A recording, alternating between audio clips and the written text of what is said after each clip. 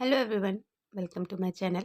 जैसे कि हमने लास्ट पार्ट में देखा था, युवान रहता है, वो मुँह से मिलने के लिए उसके पास आ जाता है और वो दोनों बहुत अच्छे क्वालिटी टाइम बिताते हैं। और बातों ही बातों में युवान कहता है कि उसने अपने और मुँह के बारे में अपनी फैमिली को बता दिया है। तो आगे का पार्ट शुरू करते हैं। जैसे ही युवान कहता है कि उसने अपने घर में अपनी फैमिली को बता दिया है कि वो किसी लड़के को डेट करता है, तो मुँह का फेस तो एकदम सरप्राइज़ हो जाता है और वो शॉक भी चला जाता है और वो युवान को देखते हुए मन में सोचता है कि मुझे तो लगा था सौंग्यांशु इस समर वेकेशन ख़त्म हो जाने के बाद वो अपनी पढ़ाई शुरू कर देगा और उसको इतना टाइम नहीं रहेगा कि हम लोग के रिलेशनशिप को वो कंटिन्यू करेगा भी कि नहीं। पर उसने उसने ये क्या कह दिया। और वो युवान को देखता है, जहाँ युवान बहुत स्माइल करता रहता है, उसका ब्राइट फेस रहता है एक्चुअली में, ये जब वो बोलता है तो। और फिर वो बहुत ही धीमी आवाज़ में बोलता है कि एक्चुअली मैंने अपनी फैमिली को इस बारे में बताया ही नहीं है। तो युवान अपने हाथ को उसके गाल पे रखते हुए बोलता है कि इट्स ओके मुँह, कोई बात नहीं, यदि तुमने उनको कुछ नहीं बताया हम दोनों के बारे में। तो वो कहता है कि बताओ तुम्हारे पेरेंट्स ने क्या कहा। तो युवान कहता है कि उन्होंने कुछ नहीं कहा और मुँह सोचते हुए बोलता है कि ओके, मतलब कोई प्रॉब्लम नहीं है तुम्हारी फैमिली को, ठीक है। और वो बोलता है कि अच्छा तो तुम मेरे साथ मेरे घर क्यों नहीं चलते हो, वैसे भी यहाँ कोई इंटरेस्टिंग चीज़ है ही नहीं तुम्हें देखने के लिए। और फिर वो दोनों फेंगजू के घर आ जाते हैं, जहाँ पर मुँह बताता रहता है। एंटर करते हैं वो लोग घर पे और कि मेरे पेरेंट्स अभी बिजनेस ट्रिप में गए हैं और मम्मी तो आज नहीं रिटर्न होगी, वो कल आएंगे और पापा नेक्स्ट वीक आएंगे। और युवान ना बस यही पूछता है कि तुम्हारा रूम कौन सा है। तो वो कहता है कि मेरा रूम सेकंड फ्लोर पे है, चलो मैं तुमको दिखाता हूँ। और युवान अपने रूम के साइड इशारा करके बोलता है कि चलो ऊपर, जहाँ मुँह इशारा करते हुए बताता है कि वो मेरी सिस्टर का रूम है। और इवान थोड़ी देर आगे चल के रुक जाता है और एक रूम के साइड देखता है और फिर मुँह उसको बताता है कि ये मेरी बहन का पियानो क्लासेस और डांस क्लास रूम है। और फिर वो उसको अपने रूम में ले जाता है और बोलता है कि देखो ये मेरा रूम है। और युवान रहता है, जैसे ही मुँह आगे बढ़ता है तो वो डोर को लॉक कर देता है। फिर मुँह रहता है, वो एकदम शर्माते हुए बोलता है कि मैंने तुमको बताया था ना कि मेरे पेरेंट्स नहीं है घर पे और वो लोग नहीं आएंगे, तो तुम डोर को क्यों लॉक कर रहे हो। और वहीं युवान भागते हुए आता है और मुख को कैरी कर लेता है और उसको बेड में लिटा देता है और उसके ऊपर खुद लेटा रहता है और बोलता है कि क्या पता कोई आ भी सकता है। और ये बात सुन के मुँह बहुत ब्लश करता रहता है और फिर वो एक दूसरे को किस करने लग जाते हैं। तो फिर युवान पूछता है क्या तुम इस चीज़ के लिए रेडी हो, तो वो बोलता है कि हाँ। फिर वो कंटिन्यू किस करने लगते हैं और इंटीमेट होने लगते हैं एक दूसरे से। तभी मुख का फ़ोन बार बार वाइब्रेट होता रहता है, कॉल आता रहता है उस पर।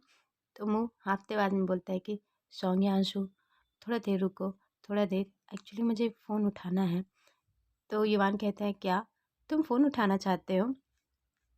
तो वो अगेन हाँफती हुई आवाज़ में बोलता है कि हाँ, यदि कोई ज़रूरी हुआ तो, यदि कुछ हो गया है तो। ऐसा करके फिर सौम्यांशु उसके बहुत नज़दीक आके बोलता है क्या तुम इस हालत में फ़ोन उठा पाओगे। फिर मुँह देखता है कॉल की, वो उसकी सिस्टर की जो टीचर रहते हैं उसका क्लास, उसी का कॉल रहता है। तो शांग्यांशु बोलता है कि मुझे नहीं लगता सही में तुम इस कंडीशन में कॉल उठा सकते हो। और उन दोनों की सांसें बहुत तेज़ रहती है। तो इवान कहता है कि मैं उठाता हूँ इस कॉल को। और फिर वो कॉल को रिसीव करता है इवान, जहाँ पर उसकी सिस्टर बोलती है कि ब्रदर इट्स मी, मैं एक्चुअली होमवर्क जो है ना मैंने अपने रूम में ही भूल गई हूँ, क्या आप मेरे लिए उसे ला सकते हो। तो जैसे कि इवान उसको पिकअप किया रहता है कॉल को, तो बोलता है कि एक्चुअली तुम्हारे ब्रदर बहुत बिजी हैं, तो मैं तुम्हारे लिए लेके आता हूँ, तुम बाहर ही वेट करो, ठीक है। और वो फिर फ़ोन कट कर देता है। और कुछ देर बाद युवान उसके नोट्स बुक को उसकी सिस्टर को देने चले जाते हैं, जहाँ पर उसकी सिस्टर बहुत क्यूरियस होकर पूछती हैं कि मुझे पता नहीं, पर आपको ब्रदर ने यहाँ पास क्यों भेजा, वो खुद क्यों नहीं आया। तो युवान बहुत ब्लश करता रहता है और बोलता है कि एक्चुअली हम लोग रोड क्रॉस कर रहे थे तो उसका पैर ना थोड़ा-सा स्विच हो गया था, जिसकी वजह से वो चल नहीं पाया, तो मैंने सोचा कि मैं तुमको दे देता हूँ। तो उसकी सिस्टर बहुत खुश होके बोलती है कि थैंक यू सो मच लाने के लिए। फिर हमें कुछ दिन ऐसे ही बीतते हुए दिखाए देते हैं। बहुत टाइम अच्छा जा रहा था युवान और मुँह का, जहाँ पर से युवान अपने फ़ादर के ही कंपनी में एक इंटर्नशिप कर रहा होता है। जहाँ पर मुँह और युवान कहीं जा रहे होते हैं। मुँह पूछता है क्या तुम बिज़ी थे? तो युआन कहता है कि नहीं, बिल्कुल नहीं था। और फिर वो लोग एक ट्रेन पे रहते हैं, मतलब ट्रेन पे जाते हुए दिखाया जाता है, जहाँ बस मुँह सोचता रहता है कि 6 महीने पहले मैंने कभी एक्सपेक्ट नहीं किया था कि ये जो सामने खड़ा हुआ इंसान सॉन्ग यानशु, जो मुझे ज़ीरो इंटरेस्ट लेता था, वो आज मेरे साथ मुझे कंपनी दे रहा है ताकि मैं उसके साथ चलूँ। इस लाइन में वो मेरे लिए लगा ताकि मैं उसके साथ टाइम स्पेंड कर सकूँ। और युवान को देख के वो बहुत खुश होता रहता है। फिर हमें नेक्स्ट सीन दिखाया जाता है जहाँ पर सिवान मुंह के जो लैब वो जहाँ पढ़ाई करता है वहाँ वहाँ जाया रहता है, जहाँ पर वो वी से मिलता है। ली भी वही है जो उसको चीटिंग का एलिगेशन लगाया था मुंह के ऊपर। और वो किसी अपने जूनियर से बात करता रहता है कि उसको टेक्स्ट बुक चाहिए तो मुझे सेंड कर देना, ऐसा वैसा करके। तो जैसे ही वो सॉन्ग अंशु को देखता है कि सॉन्ग अंशु, तुम यहाँ, मैंने कभी तुमको एक्सपेक्ट नहीं किया था कि तुम यहाँ आओगे। कुछ हुआ है क्या? तुम यहाँ कुछ लेने आए हो क्या? मैं तुम्हारी कोई मदद कर सकता हूँ? तो एक्चुअली युआन ना उसको भाव नहीं देता रहता है, वो एक्चुअली किसी और का वेट करता रहता है। और बोलता है कि मैं यहाँ फंग से मुंह को देखने आया हूँ। और उसी टाइम वो लैब में अपना काम कंप्लीट करके बाहर आता रहता है। और जो विली भी है उसको पूरा कैंपस कुछ दिखाता रहता है कि ये ऐसा है वैसा है। और बोलता रहता है कि यदि तुम्हें कुछ प्रोजेक्ट में यदि मेरी हेल्प चाहिए तो मुझे बताना। वैसे भी तुमने क्या प्रोजेक्ट किया है स्कूल में? और मुझे पता है कि फैंग वहाँ रहा होगा तो तुम्हारा मदद नहीं किया होगा, वो इतना इंटेलिजेंट नहीं है, इतना वो नहीं है। ऐसे करके कुछ बोलता रहता है। पर जैसे ही देखता है कि ये युवान उसको बहुत घूर रहा है, स्ट्रे कर रहा है, घूरते हुए देख रहा है, तो वो डर जाता है। और युवान बोलता है कि तुमको पता नहीं होगा पर फैंग बहुत ही अच्छा एक्सपेरिमेंट करता था और सारे टीचर उनसे बहुत इम्प्रेस थे, इवन हमारे प्रोफेसर भी। और सब लोग उसको बहुत मिस करते हैं और वो लोग चाहते हैं कि वो वापस आ जाए। बताओ, सपोर्ट सिस्टम बोल रहा है। और मुझे नहीं लगता कि कोई से डिसअपॉइंटेड हुआ होगा। और ये सब बोलता रहता है तो ली भी तो बहुत डर जा रहा था, बोलता है कि ओह अच्छा, बहुत इम्प्रेसिव है वो, ऐसा करके। तो हमारा मुंह तो एकदम बोलता रहते हो माय गॉड, सौंग्यांशु कितना बड़ा झूठा है।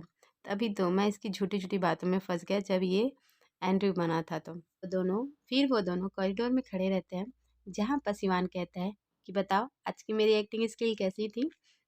तो मुंह हंसते हुए बोलता है कि ओके, वैसे तुमने ये पढ़ा कहाँ है, ये कौन सी किताब में पढ़ा है वैसे तुमने? तो युवान बोलता है कि अरे मैंने कहीं नहीं पढ़ा है। तो मुँह उसको टीज़ करते हुए बोलता है कि हाँ, वैसे तुमने कुछ अच्छा ही किया है, तो इसके लिए मैं तुमको ना 5 मार्क्स देता हूँ, ठीक है? तो जैसे ही 5 मार्क्स रेटिंग सुनता है तो किसी 5 मार्क्स वो गुस्सा हो जाता है और वो मुँह को पकड़ते हुए एक रूम में ले जाता है और बोलता है कि नहीं, मैं बिल्कुल 5 मार्क डिज़र्व नहीं करता हूँ, इसके लिए मैं ऑब्जेक्ट करता हूँ। और फिर वो मुँह को किस करने लग जाता है। फिर वो दिन आ जाता है जब युवान को वापस से अपनी हायर स्टडी के लिए जाना पड़ता है। और उसको एयरपोर्ट में ही वो उसको बाय करने जाता है और वो सोचता रहता है कि समर वेकेशन पता नहीं इतनी जल्दी क्यों ख़त्म हो गया। मैं चाहता था कि शौक अंशु और मैं कुछ और ज़्यादा समय बिताएं। फिर दिसंबर हो जाता है, मतलब कुछ और टाइम बीत जाता है, जहाँ बस मुँह अपने फ्रेंड्स और अपनी सिस्टर के साथ इंजॉय करते रहते हैं, ड्रिंक करते रहते हैं। और वो सबको बताता रहता है कि एक्चुअली मैंने पीएचडी डिग्री के लिए जो अप्लाई किया था वो मैंने बहुत अच्छा कर दिया, यानी कि मैं पीएचडी अब करने जा रहा हूँ। तो उसके सब फ्रेंड्स उसको कॉन्ग्रेचुलेशंस बोलते हैं कि तुमने नेशनल अवार्ड जीता है, तुम बहुत ग्रेट हो, तुम बहुत ही अच्छे हो। और उसकी जो सिस्टर रहती है बोलती है कि हैप्पी बर्थडे ब्रदर, मतलब मैं चाहती हूँ कि आपको लाइफ की सारी खुशियाँ मिली, यानी कि आज हमारा मुँह का बर्थडे भी है। और लोग बहुत सेलिब्रेट करते रहते हैं, जहाँ पर हमारा क्यूट ही मुँह बोलता है कि थैंक यू सो मच, आप सब लोग मुझे विश कर रहे हैं उसके लिए। और उसके बाद उसकी सिस्टर बोलती है कि ब्रदर, डैड ने कहा है कि वो मुझे पिक करने आ रहे हैं, तो मैं घर जा रही हूँ, ओके मैं बाय, ऐसे करके। तो उसके सारे जो फ्रेंड्स रहते हैं उसकी सिस्टर को बाय बोल देते हैं। और मुंह बोलता है कि ठीक है, मैं तुम्हें नीचे छोड़ने चला जाता हूँ। और उसकी फैमिली आ जाती है उसको लेने के लिए। उसकी सिस्टर बोलती है कि ब्रदर, आप और ड्रिंक मत कीजिएगा और आप वापस भी मत जाओ। मैं कहती हूँ कि आपको टेरेस पे जाना चाहिए, रेस्टोरेंट के वहाँ पास बहुत ही अच्छा है, फ्रेश एयर मिलेगा तो आपको बेटर महसूस होगा। तो मुँह कहता है ठीक है, मैं चला जाऊँगा। और उसकी सिस्टर गुस्से में बोलती है कि फैंगजुमू लिसन टू मी, ठीक है अच्छे से जाना, ठीक है ऊपर ही जाना अभी टेरेस पे। जहाँ मुँह हंसते हुए कहते हैं कि हाँ ठीक है मैं चला जाऊँगा। और वो सच में टेरेस पे चला जाता है। और वो मून को देखता रहता है, स्टार को देखता रहता है और मन में सोचता रहता है कि सौंग्य अंशु अभी पता नहीं क्या कर रहा होगा, और उसको याद करता रहता है जब युआन उसके यहाँ पहले बार जा रहता है। तो मतलब वो बोल नहीं पाता, क्या एक्टिंग करता रहता है ना। और वो फ़ोन पे दिखा के बोलता है कि जब उसका बर्थडे था लास्ट टाइम, कि तुम्हारी कोई विशेष है क्या। और यहाँ राइट नाउ मुँह सोचता रहता है कि लास्ट टाइम उसने पूछा था कि मेरी विश क्या है, मैं तो ऑलरेडी भूल गया था। और उस टाइम मैंने विश मांगा था कि आई होप एंड्रयू बहुत सुंदर दिखता हो, अगली नहीं बताओ। तभी वो किसी और से टकरा जाता है अनजाने में। तो आज का पार्ट मैं यही ख़त्म कर रही हूँ। I hope you like this video. ठीक है, बाय बाय।